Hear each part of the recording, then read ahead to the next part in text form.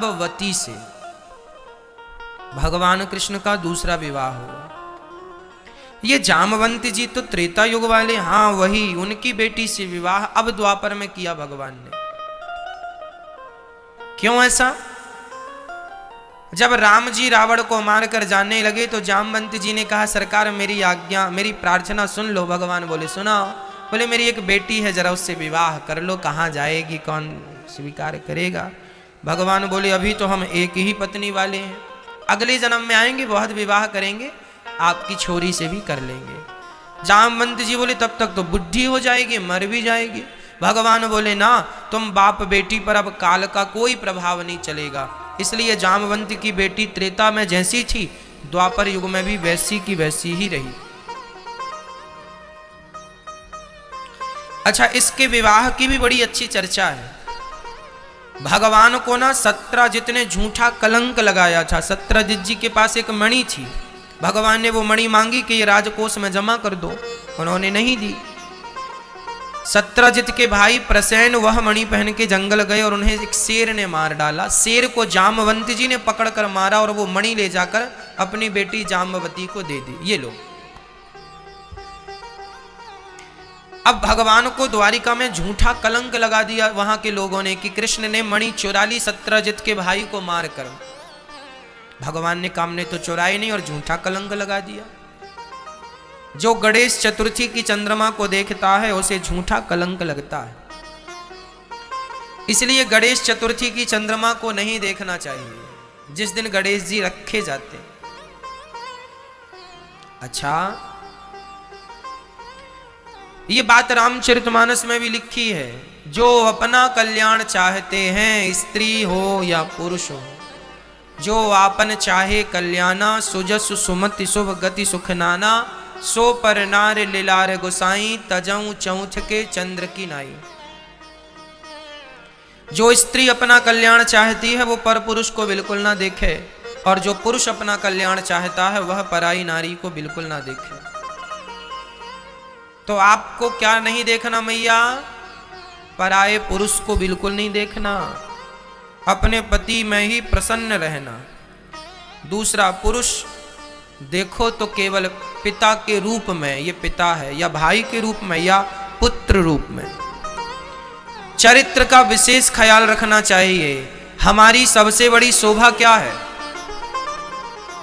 हमारा सबसे बड़ा सम्मान क्या है? आपका सबसे बड़ा सम्मान क्या है? आपकी सबसे बड़ी शोभा क्या है? आप बहुत गोरे हैं, बहुत काले हैं, बहुत सुंदर हैं, कोई फर्क नहीं पड़ता कि आप गोरे हैं कि काले हैं। कोई फर्क नहीं पड़ता कि आप अमीर हैं कि गरीब हैं। फर्क पड़ता है कि आपका चरित्र कैसा है, कैरेक्टर। हमारा चरित्र जितना अच्छा होगा हम उतने अच्छे होंगे। रंग रूप तो गोरा काला सबका हो सकता है, पर चरित्र मजबूत होना चाहिए। तो आप स्त्रियों का चरित्र भी अच्छा हो और आप पुरुषों का चरित्र भी अच्छा हो। पुरुष का चरित्र कैसा हो कि तुम पराई स्त्री को कभी ना देखो।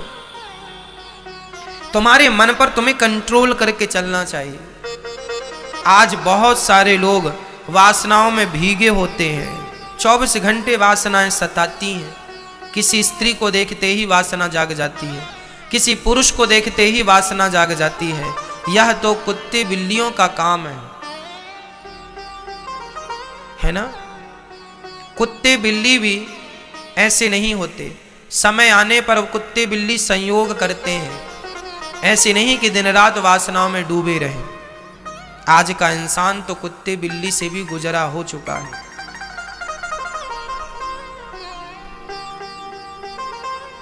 बकरी बकरा, कुत्ता कुत्ती, भैंसा भैंसी, यह भी साल में एक बार भोग करते हैं। शेर शेरनी साल में एक बार भोग करते हैं ओनली। और इंसान दिन रात भोग की दृष्टि से देखता है। जानवरों से भी गिरा हुआ व्यक्ति हो चुका है। किसने बना दिया उसे इतना गिरा हुआ? उसकी कामनाओं ने, उसकी इच्छाओं ने। इसलिए हम कहा करते हैं पत्नी किस लिए होती है?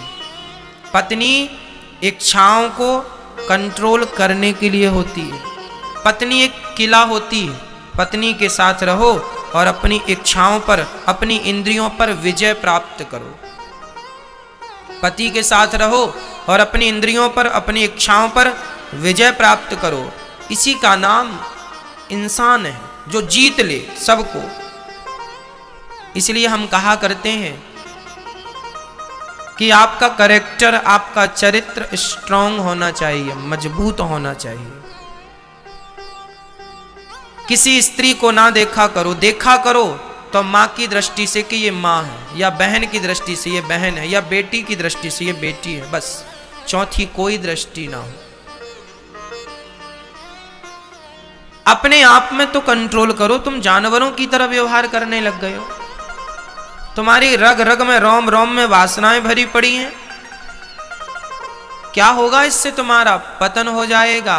काम क्रोध मद लोभ सब नाथ नरक के पंथ, कामी क्रोधी लालची इन सो भक्ति न होए, भक्ति करे कोई सूरमा जाति वर्ण कुल खोए। कामियों से भक्ति थोड़ी होती है।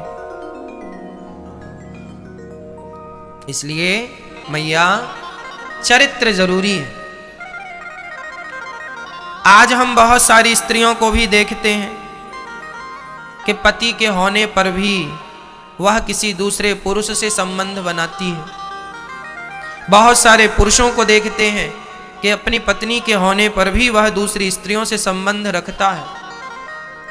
ये क्या है? ऐसे लोगों को देखने से भी पाप लगता है। जो आदमी अपने चरित्र का पक्का नहीं है, ऐसे आदमी को देख लोगे पाप लगेगा। इसलिए चरित्रवान होना चाहिए।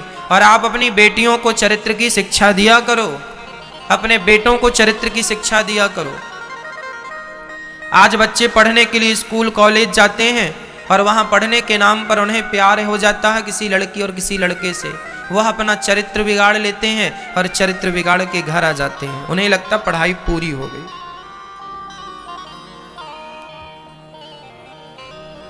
जरा सोचो तो सही कि चरित्र के बिना क्या निर्माण कर लोगे? राष्ट्र का निर्माण कौन करेगा? जो अपने चरित्र का निर्माण ना कर पाया, जो अपना निर्माण ना कर सका, वो राष्ट्र का निर्माण क्या करेगा? राम जी के पास भी एक स्त्री आई थी। क्या नाम था उसका? क्या? सूपनखा रावण के बहिनी।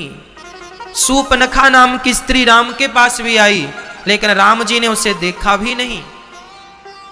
देखा नहीं। ये देखो भारत का पुरुष ऐसा, अपनी पत्नी के सिवा वह दूसरी स्त्री को नहीं देखना पसंद करता। और हम बताएं मैया, ज्यादा स्त्रियों को आजकल लोग मोबाइल पे अपने कुछ भी देखते हैं। मत देखा करो। स्त्रियों को चाहिए, पतिव्रता नारी की मर्यादा है कि वह किसी पुरुष को ना देखे। देखना भी दोष है, छूना तो दोष है, दृष्टि से देख लेना भी दोष है। इसलिए नारियों को भी मत देखा करो। देखना भी दोष है। राम जी ने सूपनखा को देखा, पर उसके चरणों को देखा था, चेहरे को नहीं। लक्ष्मण जी के साथ सीता जी भाभी के रिश्ते से रहा करती थी। जब रावण सीता का हरण करके गया और राम जी सुग्रीव के पास पहुंचे, तो सुग्रीव ने कहा कि सीता जी यहां से गुजरी थी तो उनके कुछ आभूषण यहां पर वो फेंक कर गई थी, ऊपर से उन्होंने छोड़ा था तो हमने समेट लिया था। राम जी बोले दिखाओ कहां है? तो सीता माता की नाक की नथनी, माथे की बिंदिया, कान के झुमके सब थे। राम जी सबको हृदय से लगा लगा कर रो रहे थे। तब राम जी ने लक्ष्मण से कहा, लक्ष्मण जरा देखना ये झुमका क्या सीता का है? लक्ष्मण जी बोले प्रभु मैं नहीं पहचानता। ये देखना नथनी क्या ना सीता की है? लक्ष्मण जी बोले मैंने कभी देखी ही नहीं। जरा देखना ये चूड़ी सीता की है? लक्ष्मण जी ने कहा मैंने कभी देखी ही नहीं। कैसी बात कर रहे हो लक्ष्मण, सीता जी के पास तुम रहा करते थे उनकी रक्षा के लिए, सेवा के लिए, और तुमने सीता की कभी नथनी, बिंदिया और चूड़ियां नहीं देखी? लक्ष्मण जी ने कहा यदि पांव की पायल हो तो मैं पहचान सकता हूं। मैंने आज तक सीता मां की चूड़ियां और आज तक माता की मैंने नथनी और बिंदिया नहीं देखी। क्यों? क्योंकि लक्ष्मण जी कहते हैं कि मैंने माता सीता के चरणों से कभी अपनी नजरें उठाई ही नहीं। एक नारी को देखा है तो केवल चरणों को देखा है, चरणों के ऊपर कभी दृष्टि लक्ष्मण जी ने नहीं डाली। सगी भाभी थी। कौन थी सीता जी? भाभी थी, और केवल भाभी नहीं थी, वनवास आते समय तो कह दिया था सुमित्रा माँ ने कि तात तुम्हारो मातु वैदेही, ये सीता तुम्हारी माता है और राम तुम्हारे पिता है। बड़ा भाई बाप होता है, बड़ा भाई बाप के तुल्य होता है और भाभी मां के तुल्य होती है। लेकिन धन्य है लक्ष्मण जी की मर्यादा। ये भारत का पुरुष देखना ऐसा होता है। भारत की मर्यादा ऐसी है कि वह अपने भाभी के भी चरणों से ऊपर दृष्टि नहीं डालता, तो संसार की स्त्रियों को भला पांव से ऊपर कैसे देखेगा? देखेगा तो केवल चरणों को देखेगा बस। तुम्हारा रूप कैसा है, रंग कैसा है, हम क्या जाने, और हम देख के करेंगे क्या? इसलिए किसी पुरुष को किसी स्त्री के चेहरे को नहीं देखना चाहिए। कोई नारी सामने आ भी जाए तो अपनी पलकें झुका लेनी चाहिए, उसके चरणों पे दृष्टि डाल देनी चाहिए, चरणों में। और आजकल तो लोग घूर घूर के देखते हैं, घूरते हैं। लोगों को सिखाया जाता है ताकते रहते तुझको सांझ सवेरे। एक तो देखना सिखाए नहीं इन लोगों को, ताकना सिखाया, ताकते रहो, ताकते रहो। स्त्रियों को देखना चाहिए पर केवल उनके चरणों का दर्शन करना चाहिए, वह भी चरण मां के रूप में कि ये मेरी मां के चरण है। चरण भी देखो तो किस भाव से देखो कि ये मेरे मां के चरण है, मां के रूप में, बहन के रूप में, या तो भगवती लक्ष्मी के चरण मानकर उसके चरणों का दर्शन करो। क्या दृष्टि है, क्या विचार है? ऐसे विचार केवल भारत में ही पाए जाते हैं। ये विचारधारा, ये संस्कृति, ये संस्कार केवल भारत के हैं। दुनिया के किसी देश में ये संस्कार नहीं दिए जाते जो मैं आपको दे रहा हूं या जो मेरे रामचरितमानस ने मुझे दिए। भाभी अपनी, देवर अपनी भाभी को कैसे देखे, ये देखने के संस्कार केवल भारत में ही है। अमेरिका, जापान, लंदन जैसे देशों में ये देखने के संस्कार नहीं है। इसलिए मेरी मां बच्चों को भी संस्कार देना कि बेटा कैसे देखना है तुम्हें, क्या देखना है, क्या नहीं देखना है। आज हम किसी पुरुष को देखते हैं, किसी पुरुष के सामने कोई स्त्री खड़ी हो तो आप एक काम करना, उस पुरुष को देखना, उसकी आंखों को देखना, उसकी आंखें कहां कहां जाती हैं। एक पुरुष जब स्त्री को देखता है तो वह कैसे देखता है, उसकी आंखों को देखने से पता चल जाता है कि यह क्या देख रहा है। भाई हम तो तुम्हारे मन को भी पढ़ना सीख गए हैं, हम तो तुम्हारी दृष्टि को खूब पढ़ लेते हैं, तुम क्या देख रहे हो, क्या देखना चाहते हो।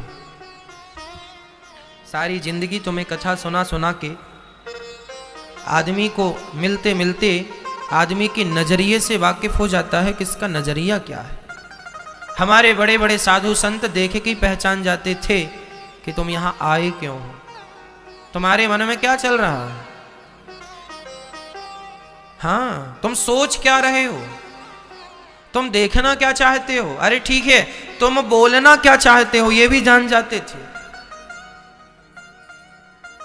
मैं लोगों का नजरिया बहुत अच्छे से जानता हूं, किसका नजरिया क्या है, कौन क्या देख रहा है, कौन क्या देखना चाह रहा है, सिर्फ देखता हूं। इसलिए कहता हूं कि आप अपना नजरिया, अपनी दृष्टिकोण बदल लीजिए। स्वामी विवेकानंद जी एक बार शिकागो गए, वहां किसी अंग्रेज ने कह दिया, स्वामी जी तुम्हारे देश की स्त्री तो माटी है, हमारे देश की स्त्री गोल्ड है। स्वामी जी ने कहा ठीक कह रहे हो तुम, तुम्हारे देश की स्त्रियां गोल्ड हुआ करती हैं, सोना, हमारे भारत की स्त्रियां माटी हुआ करती हैं। पर सोने में और माटी में एक अंतर है मेरे दोस्त। क्या अंतर है? स्वामी विवेकानंद जी ने कहा हमारे यहां माटी का कुल्हड़ बनता है, कुल्हड़ मीन्स गिलास, और सोने की गिलास भी बनती है। हमारे यहाँ मिट्टी का कुल्हड़ होता है और मिट्टी की सोने की गिलास होती है। सोने की गिलास में कोई एक बार दूध पी ले, एक बार पानी पी ले, एक बार अपने मुंह से लगा ले, तो सोने की गिलास को धुल करके कोई दूसरा भी उपयोग कर सकता है, धुलकर तीसरा भी उपयोग कर सकता है, धुलकर चौथा भी उपयोग कर सकता है। पर हमारे भारत में मिट्टी के कुल्हड़ में ऐसा नहीं है। एक बार किसी ने अपने मुंह से कुल्हड़ को लगा लिया तो वह कुल्हड़ टूट जाएगा, मिट जाएगा, पर दूसरे के मुंह से नहीं लगेगा। ये भारत की नारी ऐसी है, एक बार किसी को अपना पति मान लेती है तो मर जाती है, पर फिर वो अपनी जिंदगी में किसी दूसरे पुरुष को अपना नहीं मानती। एक के मुंह से लग गई तो वो मर जाएगी, पर दूसरे के मुंह से नहीं लगेगी। ये भारत की नारी का चरित्र है। और तुम्हारे यहां तो कपड़े बदलने जैसे लोग स्त्री पुरुष को बदलते हैं। ये तुम्हारा चरित्र है, ये तुम्हारा कल्चर है। हमारी संस्कृति अलग है। हमारे यहां स्त्री का यदि पति मर जाए तो उस पति के नाम की विधवा रहकर जिंदगी गुजार देती है, लेकिन वह अपने आप को यहाँ वहाँ डुलाती नहीं है, उसका मन भटकता नहीं है, वह किसी पुरुष के पास जाती नहीं है, अर्थात सारी जिंदगी ब्रह्मचर्य से गुजार देती है और भगवान का चिंतन करती है। ऐसी स्त्रियां केवल भारत में ही मिल जाएंगी। दुनिया 200 देश हैं मेरी माँ पूरी दुनिया में, पर पूरी दुनिया में केवल भारत की स्त्रियां ऐसी हैं जो पति की विधवा रह के जिंदा रह लेती हैं और दूसरे पुरुष को कभी देखती भी नहीं। हमारे भारत में ऐसी ऐसी महिलाएं मिल जाएंगी कि जिनका विवाह हुआ, विवाह के दूसरे दिन विधवा हो गई और विधवा होकर सारी जिंदगी उसकी विधवा रह के गुजार दिया, लेकिन उनने अपने चरित्र को कभी डोलने नहीं दिया, चरित्र को खंडित नहीं होने दिया। ऐसी स्त्रियां कहां मिलेंगी आपको? अमेरिका में एक भी मिल जाए तो मुझे ढूंढ के बता दो। जापान में एक भी स्त्री ऐसी मिल जाए तो बता दो। चाइना में एक भी स्त्री ऐसी मिल जाए तो बता दो। पर भारत में लाखों की संख्या में ऐसी स्त्रियां आपको प्राप्त हो जाएंगी। ये देश ऐसी वीरांगनाओं से भरा है, यहां चरित्र बहुत मायने रखता है ये भारत। इसलिए राम चरित्र सुनवे को रसिया, राम लखन सीता मन बसिया। हमारी मौसी जी हैं, सगी मौसी, हमारी मौसी जी अभी हैं, उनका विवाह हुआ।